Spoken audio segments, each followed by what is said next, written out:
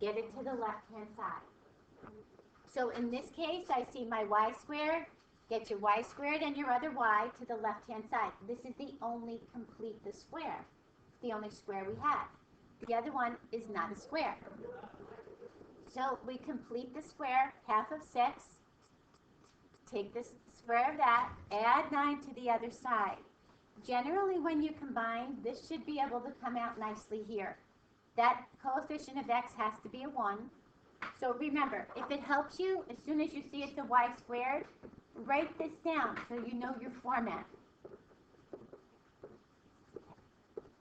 Write it down so you know what eventually it's got to look like.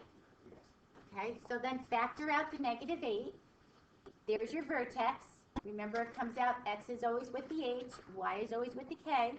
This is where we find our vertex. Take it out the opposite way and find out what p is. So 4p is this guy right here. Set it equal to 4p. P is negative, and it's a y squared. It opens left. So we sketch, and we open left. Now, the reason we look for intercepts, this one not as bad, but sometimes if we're on this side, like does it cross above, does it cross below that axis, that intersect the origin? Like where does it exactly cross? This one's not too bad because you can kind of see where it goes, and it has no y-intercept. It has no y-intercept, no real y-intercept, because when you take the square root of a negative number, we have no real number. Can everybody find their focus and their directrix using P? Try not to memorize the formula. This is what I like to do. I like to put the vertex where I could see it. And I put my P where I could see it. So now P has to go 2 units. Don't worry about the negative when you get here. 2 units to the left, I'm changing x. So I'm going to move this 2. So there's my -4, -3. 2 units to the right, I'm at the 0. And all I care about is the x equals 0. I don't care about the y and when I'm making a directrix line. I have a question. Yes. Where it says y plus 3 squared equals -8x minus 16 over here. Yes. How did you get 16? Because when we completed this square, right, we did 3 squared is 9. If we add to this side, we have to add to this side. Then we combined these two pieces, and we got -16. Whatever you add to one side, you have to add to the other side. So then our goal is, if we combine this, we should be able to factor this out, and then this equation should look like this format, where I can pull out my h and k and find my 4p easily. I can't find it from here, right? So until I make it look like that. So I pull out my common factor. Did you remember to add the 9 here? Yes. And then did you get 25 minus 9 is -16? No, I didn't put -25. That's why it was, Oh. it was 20. So that's why I got mixed up. Right, because we moved this to the other side. We moved this to the other side. Right. Right, so that would mess you That's up. why, yeah. So it came out with a negative, right? Yeah. Yeah. It had to be a little difficult there. Okay. Okay. And again, I wrote the formulas, but I don't want you to get hung up on the formulas. If the formulas, you still have to think about if you're moving left or right, or if you're moving up or down. It's easier just to take the vertex point and use the P to move yourself up, down, left, right. Intercepts, again, we set our x equal to 0. Now, it doesn't matter which equation that you use. All of these are the same equation. If you decide you want to put x equals 0 here, that's probably not the best place to put x equals 0 to find a y. You see you're going to cross once for the y. So maybe I don't want to put an x equals 0 here. Well, I'm not crossing it all here. So maybe I don't want to put it in here because I'm going to have to end up completing my square again. So I'm going to use this guy. So I'm going to go here. Easiest one.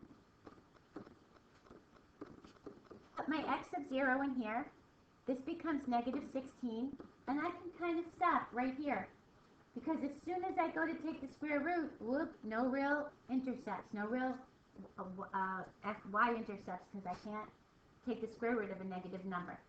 When I do y equals 0, it's along here, I notice there's 1. Maybe y equals 0 would be cool for me to use this guy. Use the original one.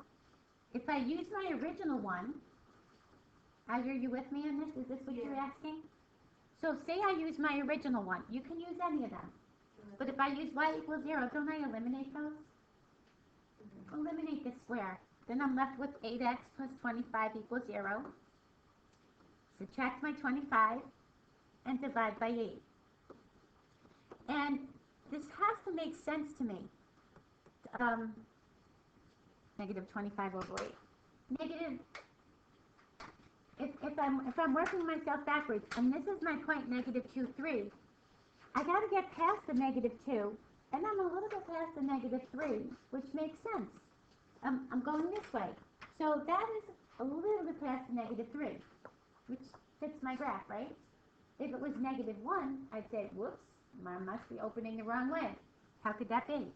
So intercepts also kind of tell you if you're on track with what your sketch looks like. I know sometimes you guys, when you do an intercept and it doesn't look like a graph, you leave it there, but if it doesn't go along with your graph, find out why.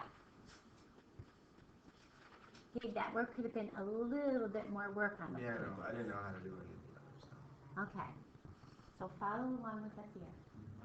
Alright, so again, we notice that there's a y squared. So we put the y's together on this side, we move the x to that side. Leave a little space, complete your square. 2 squared is 4, add it to that side. So again, you're fitting this format. I think I've always found in the past the 4p is probably the hardest part to catch. You're good? Okay, thanks.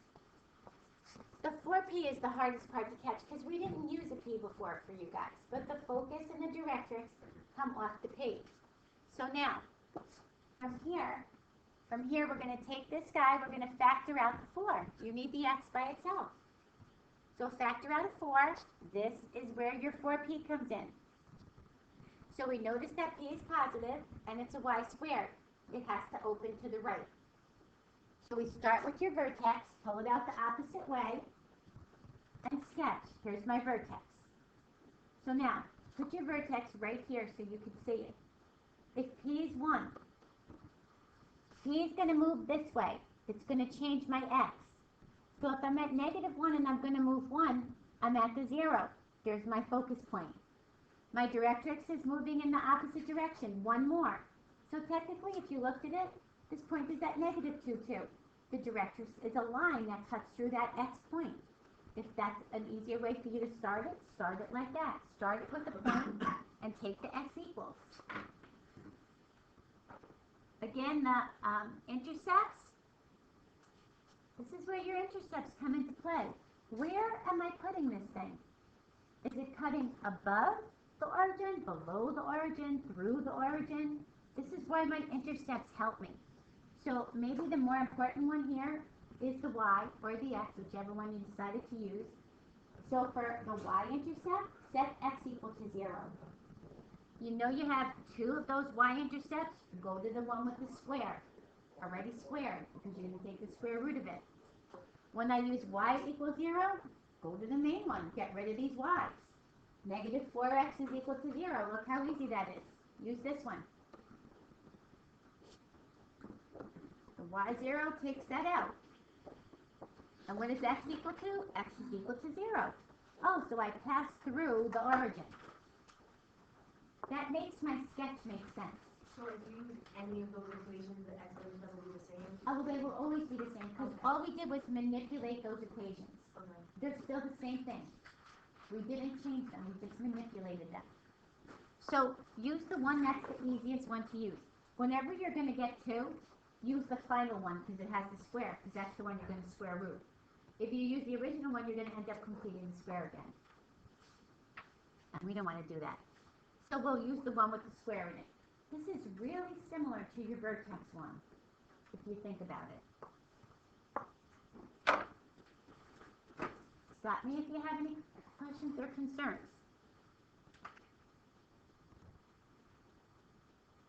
Okay, this guy, well, I don't like the 1/4 there, so let's get rid of it. Multiply both sides by 4. And now my x's are where my squares are. Get my x's together, get my 5 to the other side. We actually don't have that. You don't have this one? Oh, okay. Sorry about that. Do you have this one? No. Seven. 25 and 75 and 76. 76. I think those two were on the example sheet yesterday. Oh, we did them yesterday? Yeah, Oh, okay. Okay. All right, so I've got an x squared this time. So I'm going to keep my x's together, put my x's together, and then move everything else to the other side. Opposite of that, opposite of that. So we're here. Take half of 4, 2, square it, add it to the other side. Okay, hi, Keisha. Want me to restate this? Yeah, that's great. Thank you. Did you get blood? No. Oh. You're too short. So now, take out the -6, set it up to the x one. H still belongs with the x.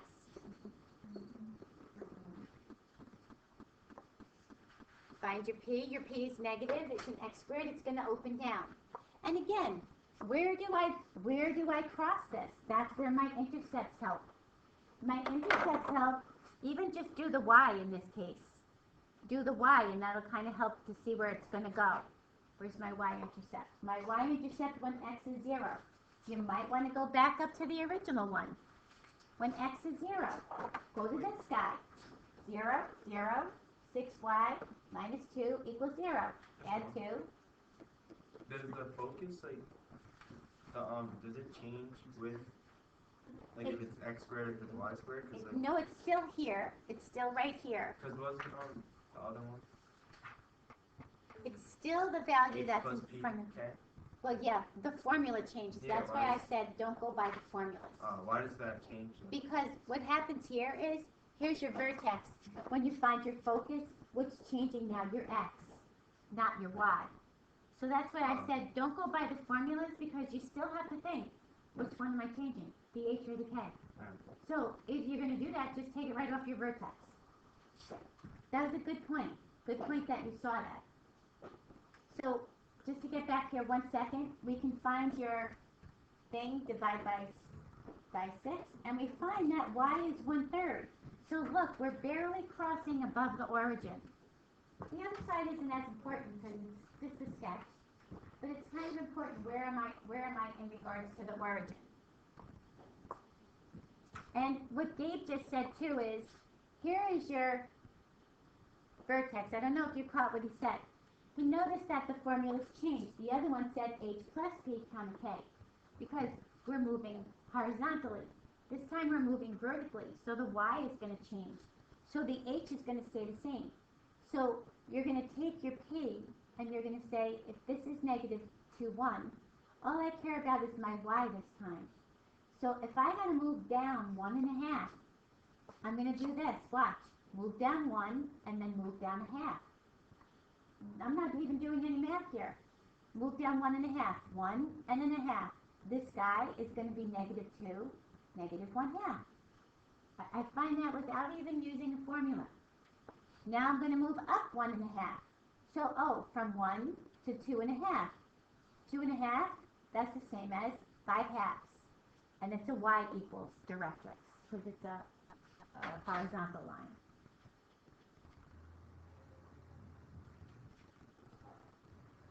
Are we seeing this? This is a different view, I realize. I don't like these. Well, these are the ones you'll see when you go to college. If you take any algebra in college, they always do focus directrix. They like this. But it's just a different format, that's all it is. Wait, absolutely. Yes. One question? No. Oh.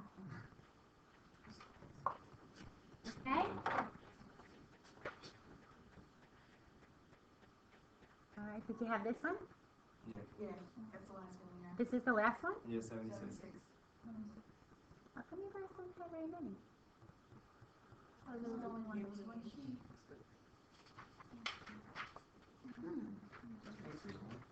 Okay, so, x squared, again, x squared, get your x's by itself, get everything else to the other side. You kind of see a routine? Get the square by itself, that's the only thing you can complete the square with, is whatever has a square. The other side doesn't need to complete the square, doesn't have one. So, again, half of -2 is -1, 1 squared is 1, and add the 1 to the other side. When you get here, this should look pretty reasonable. Because maybe what helps is write the formula. Once you realize it's this, write the formula. So when you get to here and you say, what do I do now? I notice my y has to be in parentheses like my x is. So what do I have to do? I have to factor this guy out of here. That essentially becomes my 4p. Okay? Yeah, because I put +9. Like, I didn't do -9. Yeah, that's what. Yeah, you're not moving into the other side. That's why I always say write it out. Yeah. So then it's not going to factor nicely, right? It didn't factor good. It didn't factor with a multiple. Okay, so we have p. P is negative, so therefore this is opening down. I pull out my vertex. Now, watch. Again, what are you changing when you move up and down, the x or the y?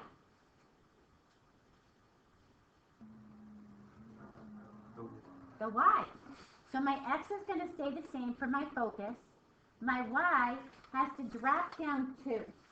So if I'm at -1 and I got to go 2 down, I will be at 1, -3. Now I got to go 2 up. Don't worry about the negative sign when you do this. Go up 1, go up another 1. Oh, I am here at 1, 1. Well, I need to make a line here. So I just take the y value. Y is equal to 1. The intercepts will help, just so that if you know you're opening down, it confirms you're opening down. And there's no real x-intercepts. You can tell that when you go to take the square root of a negative number.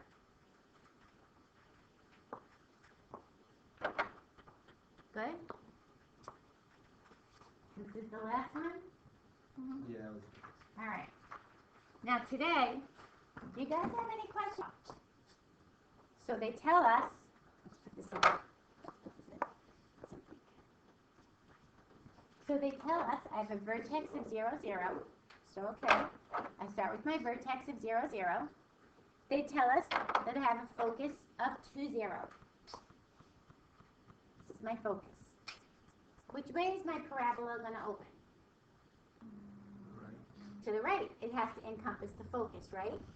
It has to go like this.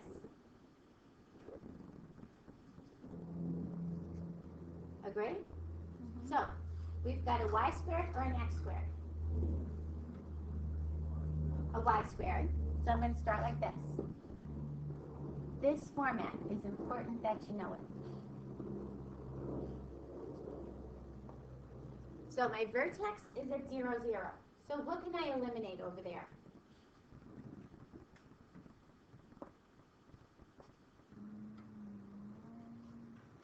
Oh, you can eliminate that 0, k, and h. Good.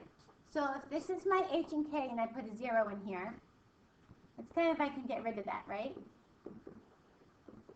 So I kind of look like this right now. What's the only thing missing from my equation? P. So What is the value of P? 4 times 2. Oh, okay, just give me P. P is what? The distance from here to here. If this is at 0, 0, and this is at 2, 0, 2. is it positive or negative? Positive 2. Positive 2. Good, because it's opening to the right. So now, I plug in my P right here. I say 4 times 2, and here's my equation. My equation. That's it. It won't all be that simple, but that's the concept of it. There's really not a lot of things you know about a parabola. But it will, I like once you get to this point, I think it starts to help the equations make more sense. If it helps you, write on the top of your page the 2 formats that we use. And then the x one. If it's an x squared, it's going to use one of those formats. So an x squared that opens up and down will use the second one, and a y squared that opens sideways will use the first one. Good? All right, let's try another one. Okay? I'm given this parabola, and I need to find the equation. So, is it a y squared or an x squared? a y squared.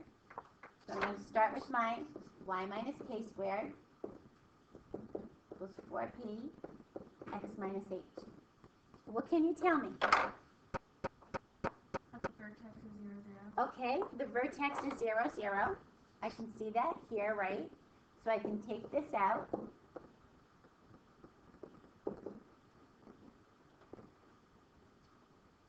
And I need to find p. Ugh. Because There's no way for me to find p. So I have to find p the hard way. They gave me a point on my parabola, and this point on my parabola is an xy point, which is the solution of that equation, right? Yeah. So if I plug in xy over there, shouldn't I be able to find p because I eliminate two variables? Good. So I'm going to take this y, I'm going to leave my p and take this x. I'm just plugging in x and y. So 6 squared is 36. 4 times negative 2 is negative 8. I'm solving for p. Divide by negative 8. And reduce this down. So what's p equal to? 9 over 2. Negative 9 over 2. Negative 9 over 2. Divide both by 4. So p is equal to negative 9 over 2. I'm not done yet. I got to take this p and put it back into here.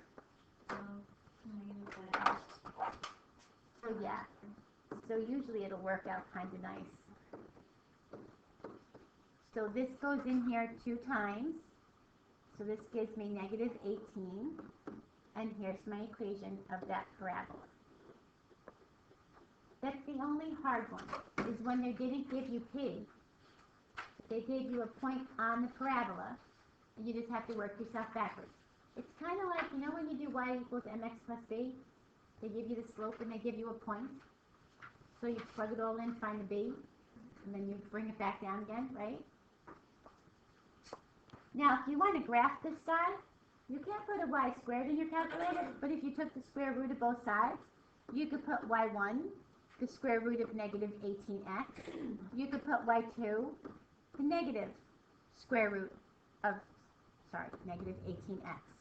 And you could see if it catches at the 0, 0, the vertex, and if it has that point, negative 2, 6.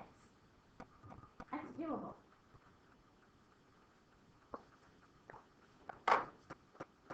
Okay, ready to try the next one?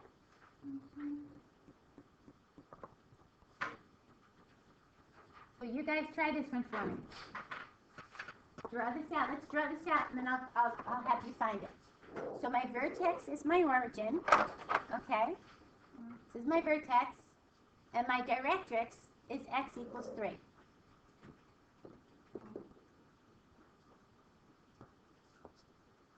See if you can come up with the equation. Come on, rise to the challenge. Figure out what format are you going to use? Y squared or x squared? Y squared. Y squared. It's got to open left, doesn't it? We never saw our parabola cut through our directrix. So it's a y squared. Oops. I just jumped the thing on that one because it says a 0, 0. But I'll put it back. So we know the 0, 0. So let's take that out. So y squared equals 4px. Now, all you really need to know is p. Is p going to be positive or negative? Negative, because it's opening left. So I know p is negative. What's the distance from x is 3 to x is 0? 3. P is negative 3. So she took negative 3 and replaced it with p.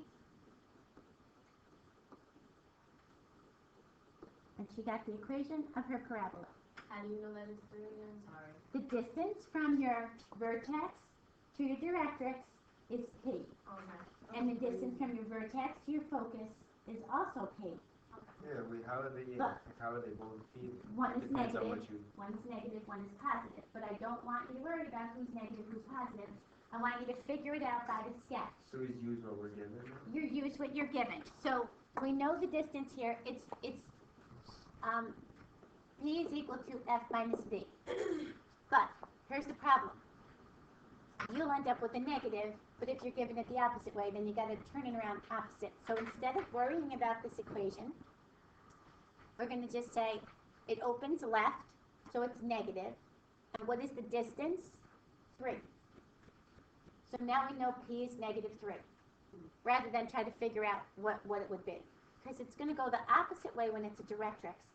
It's going to mess you up if you try to use a formula. I said, try not to use the formulas, use the diagrams. Use the diagrams, they're so much easier. Okay, and one more. We're given a vertex, and we're given a point.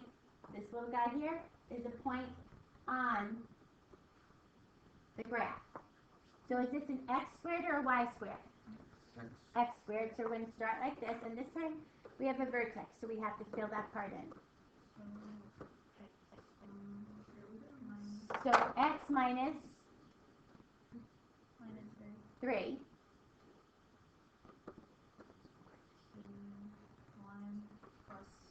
Y plus 3. Good, they go in the opposite. Okay, perfect. Now I need P, but I can't find P. But again, they gave us an xy point. So like Renasia said, if I take the 0, take that point, plug this in a 0, plug this in a 0, can I isolate P? If I eliminate 2 variables, I only have 1 to solve for. So this is going to be negative 3 squared is 9. 4P times 3. Be careful which way you divide. So P is equal to 3/4. Is P positive? P is positive because it's opening up. It makes sense, right? So now I have to plug this back right into here. So I bring back my equation. 4 times 3/4, y plus 3. So x minus 3 squared equals 3 Good, plus 3. good. There's the equation of my parabola. And why did you come to the 0? Well, because we were kind of stuck right here. We needed to find P, but P is the only thing we can find with a focus and a directrix. So we couldn't find P using that. So it's the same as, you know, like when you're given a line. So they give you 2 points on the line, somewhere on the line, so you can tell the slope, right? Yeah. So you figure out your slope, then you say, how do I get B? So this, because this came out in between somewhere, right? So you would use your slope, and then you would pick one of those points, X, Y, you'd find B, right? And then you'd put it right back in again. So this is the same concept. If you can eliminate those 2 variables, you can find your P. But don't forget to come back and then give me the final answer. I think you